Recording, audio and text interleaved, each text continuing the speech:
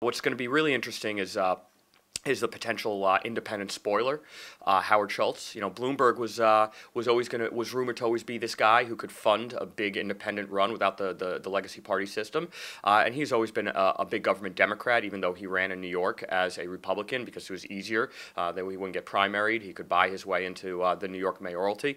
Howard Schultz also can self-fund. You know, this is the guy who started Starbucks. He's a billionaire, and he's actually he was a progressive for quite, you know, as long as I'd seen him in the public eye, and now he's tacked to the center, which I think is a political calculation. If people remember watching, you know, Starbucks as a company, they were really leading the charge in corporate progressivism, and you know, the way they treat their employees and their customers and the charities they support, and some of the rhetoric that out of the corporate communications division, very, very far left. And now he's tacked to the center as an independent, where he's talking about capitalism, and Kamala Harris's ideas on single payer are ridiculous. So this is interesting. I'm enjoying this because I do believe he's going to be a spoiler, much like Ross Perot was in '92 with George H.W. Bush and '96 with Bob Dole. I don't think Bob Dole was going to beat Clinton, but you know, Ross Perot didn't help things.